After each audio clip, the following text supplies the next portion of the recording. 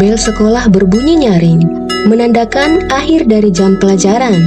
Para murid berhamburan keluar kelas, berebut untuk pergi ke toilet ataupun ke kantin.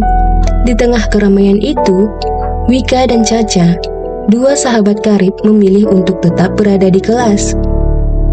Aku masih penasaran dengan cerita tentang lorong terlarang itu, bisik Wika kepada Caca. Caca mengangguk pelan, matanya berbinar penuh rasa ingin tahu. Iya, aku juga. Lorong itu penuh dengan misteri dan kejadian aneh, katanya. Lorong terlarang itu terletak di lantai 2 sekolah mereka, tersembunyi di balik pintu kayu tua yang terkunci rapat. Konon, lorong itu dulunya digunakan sebagai tempat penyimpanan barang-barang kuno milik sekolah. Namun, setelah beberapa kejadian aneh terjadi di sana, lorong itu ditutup dan dilarang untuk dimasuki. Wika dan Caca sudah lama mendengar cerita tentang lorong tersebut. Rasa ingin tahu mereka semakin memuncak setelah mendengar kabar bahwa beberapa murid pernah melihat penampakan di sana.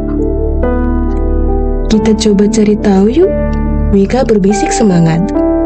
Caca ragu-ragu. Tapi, bukankah itu berbahaya? Tenang saja, aku punya rencana. Wika mengeluarkan sebuah kunci kecil dari sakunya. Ini kunci yang aku temukan di gudang kemarin. Mungkin ini adalah kunci lorong terlarang itu. Caca terdiam sejenak, mempertimbangkan usulan Wika. Akhirnya, dia mengangguk setuju. Baiklah, tapi kita harus berhati-hati. Dengan hati-hati, mereka berjalan menuju lorong terlarang. Suasana sekolah sudah sepi, hanya terdengar suara angin yang menderu di luar jendela. Wika membuka pintu lorong dengan kunci yang dia temukan. Lorong itu gelap dan lembab. Udara di sana terasa pengap dan penuh debu. Wika dan Caca menyalakan senter mereka dan mulai berjalan menyusuri lorong. Sesekali, mereka mendengar suara-suara aneh yang membuat bulu kuduk mereka berdiri. Ada suara ketukan pelan, suara bisikan, dan bahkan suara tangisan. Apa itu? Caca bertanya dengan suara gemetar. Aku tidak tahu, jawab Wika, berusaha untuk tetap tenang. Tapi, kita harus terus berjalan. Semakin jauh mereka berjalan, semakin banyak kejadian aneh yang mereka alami. Mereka melihat bayangan-bayangan bergerak di kegelapan, mendengar suara langkah kaki di belakang mereka, dan merasakan hawa dingin yang menusuk tulang. Hati mereka berdebar kencang. Rasa takut mulai menyelimuti mereka.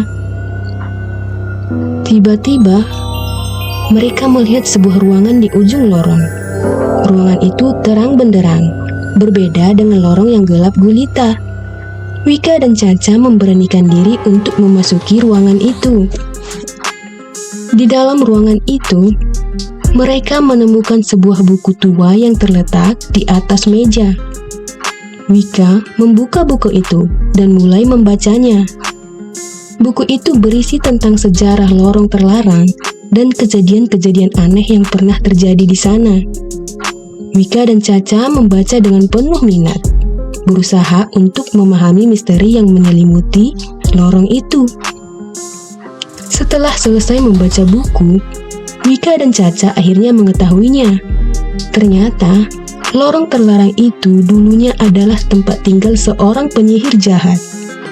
Penyihir itu telah dikalahkan dan dikurung di dalam ruangan itu. Wika dan Caca lega mengetahui bahwa mereka tidak sendirian di lorong terlarang itu. Ada kekuatan baik yang melindungi mereka. Dengan rasa berani, mereka memutuskan untuk menutup kembali lorong terlarang itu dan menguncinya dengan rapat. Mereka tidak ingin kejadian aneh itu terulang kembali. Sejak saat itu, lorong terlarang menjadi legenda di sekolah mereka. Para murid masih membicarakan tentang misteri lorong terlarang itu dan kisah Wika dan Caca yang berani menguaknya.